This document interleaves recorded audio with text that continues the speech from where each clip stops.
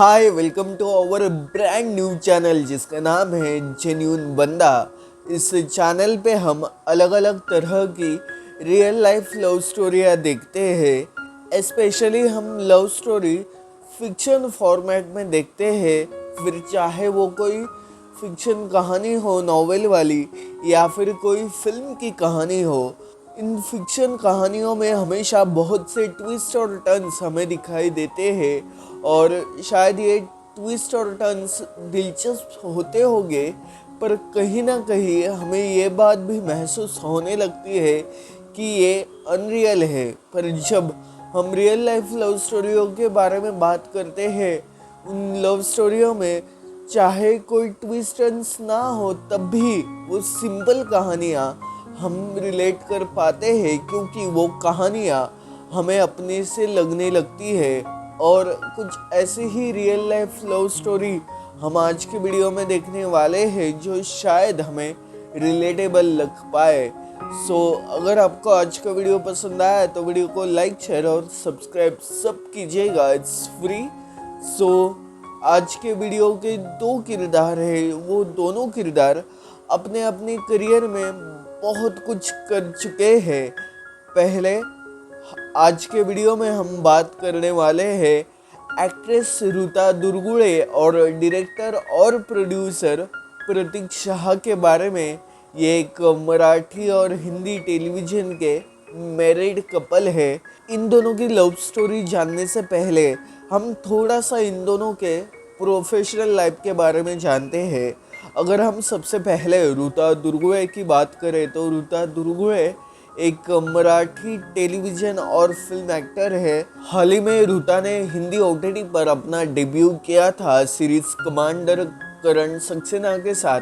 पर अगर हम मराठी टेलीविज़न और फिल्म इंडस्ट्री की बात करें तो ऋता मराठी की एक one of the most famous और मोस्ट सक्सेसफुल एक्ट्रेस है।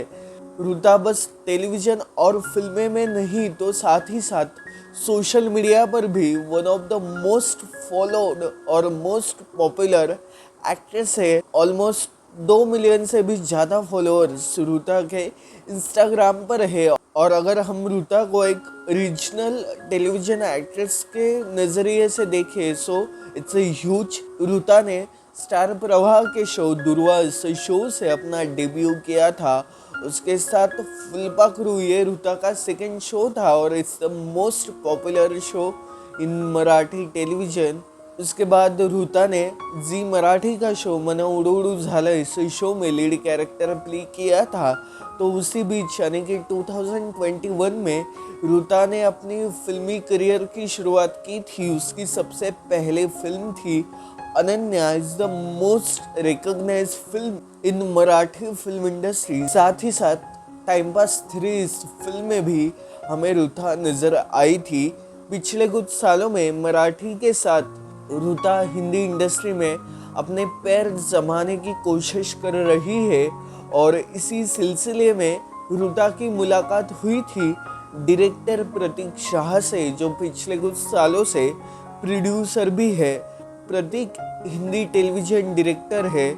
उन्होंने इससे पहले मनमोहिनी ये शो डायरेक्ट किया था। साथ ही साथ सोनी टीवी का शो बड़े अच्छे लगते हैं सीज़न 2 ये शो भी प्रतीक ने डायरेक्ट किया था। तो तेरी मेरी एक जिंदगी जैसे बहुत से शो प्रतीक ने डायरेक्ट किए थे और प्यार का पहला नाम राधा मोहन इस शो से प्रतीक प्रोड्यूसर भी बने थे। टू बी ऑनेस्ट, अगर हम इन दोनों की लव स्टोरी की शुरुआत करें तो प्रोफेशनल लाइफ इन दोनों की ज़िंदगी में बहुत मायने रखती थी और इसी प्रोफेशनल लाइफ की वजह से ऋता और प्रतीक की एक दूसरे के साथ मुलाकात हुई थी। अब तक इन दोनों ने एक साथ कोई काम नहीं किया था, लेकिन प्रतीक की माँ यानी कि मुग्धा शाह के साथ ऋता ने उसके पहले शो यानी कि दुर्वा में टेलीविज़न स्पेस शेयर की थी। और ऋता को पिछले कई सालों से हिंदी टेलीविज़न के ऑफर आ रहे थे और इसी ऑफर्स के सिलसिले में ऋता ने मुग्धा शाह से यानी कि उनकी को-एक्टर से बात की थी। तब मुग्धा जी ने ऋता को अपने बेटे प्रतीक का नंबर दिया था, क्योंकि as I said he is the well known director in Hindi television. उसके बाद ऋता और प्रतीक की थोड़ी बहुत बातें होने लगी। वो मैक्सिमम बातें प्रोफेशनल बातें थी, पर एक दिन प्रतीक ने ऋता को एक डेट के लिए बुलाया, या सिंपल वर्ड्स मिलने के लिए बुलाया। ऋता ने पहले तो इस मीटिंग के लिए हेजिटेट किया था, बाद में ऋता इस मीटिंग के लिए मान ही गई थी। फिर ऋता और प्रतीक इन दोनों की एक मुलाकात हुई, और वो मुलाकात बस 15-20 मिनट या 1 घंटे की कॉफ़ी डेट नहीं थी। ऑलमोस्ट 5 to 6 आवर्स ऋता और प्रतीक एक साथ एक मौजूद थे। और इस मुलाकात के बाद ऋता और प्रतीक कहीं ना कहीं ये महसूस करने लगे थे कि इट्स नॉट ऑर्डिनरी फ्रेंडशिप और एनी ऑर्डिनरी बॉन्ड। शायद कोई स्पेशल रिश्ता उसी पल उन दोनों को एक दूसरे के साथ महसूस हो गया था। और 2 या 3 महीनों बाद प्रतीक ने ऋता को शादी के लिए प्रपोज किया था। तब ऋता एक फिजिकल बीमारी से सफ़र हो रही थी। She is not pretty like now.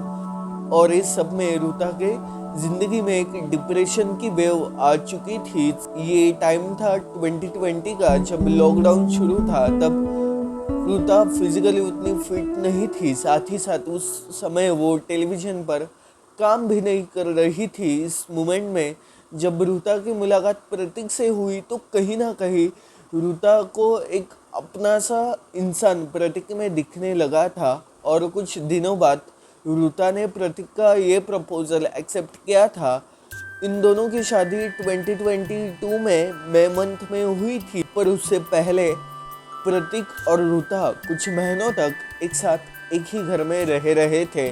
To be honest, आजकल स्पेशली फिल्म और टेलीविज़न इंडस्ट्री में लिव इन रिलेशनशिप ये बहुत कॉमन हो गया है। लेकिन आज भी लिव इन रिलेशनशिप को एक गलत नज़रिए से देखा जाता है, या फिर लिव इन रिलेशनशिप को एक तरफ से फ्रेंड्स विद बेनिफिट्स इस क्राइटेरिया में बैठा जाता है।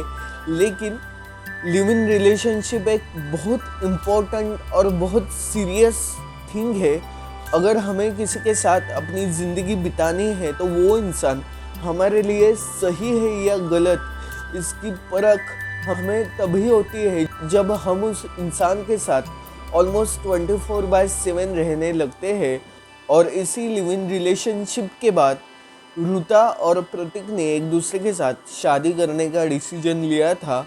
2021 से 2022 तक ये दोनों एक साथ लिव इन रिलेशनशिप में थे, और मई 2022 में ऋता और प्रतीक ने एक दूसरे से शादी कर ली थी।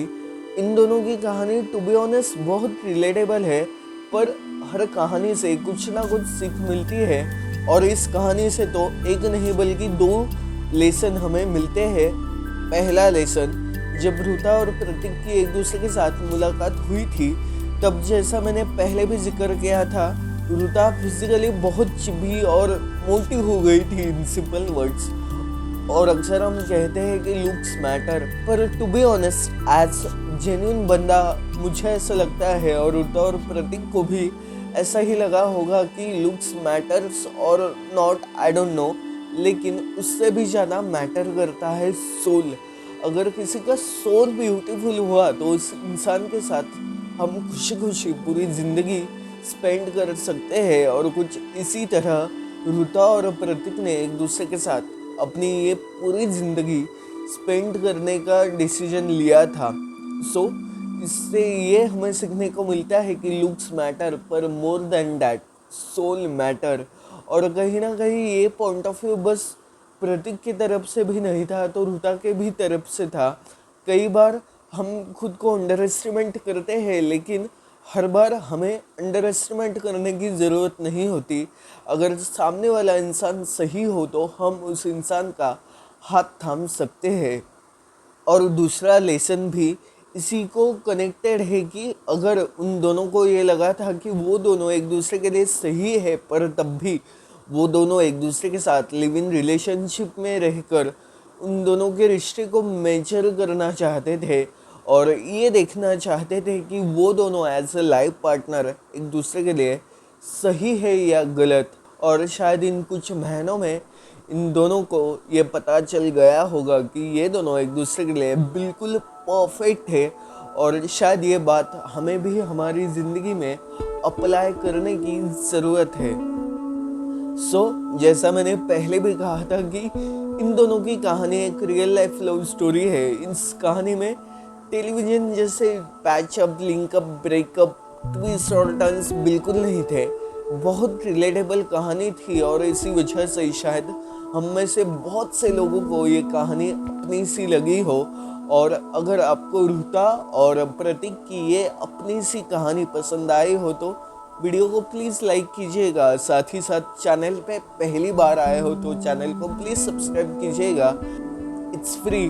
और ये वीडियो अपने दोस्तों के साथ, फैमिली के साथ, स्पेशली ऋता और प्रतीक के फैंस के साथ ज़रूर शेयर कीजिएगा, क्योंकि ऋता और प्रतीक की कहानी एक इंस्पिरेशन हो सकती है। आई नो कि it's not a very big thing, लेकिन स्मॉल स्मॉल चीज़ें हमारी ज़िंदगी और बेटर बना देते हैं। So that's it for the video. आपण भेटूया पुढल्या व्हिडिओ, तोपर्यंत टेक केअर।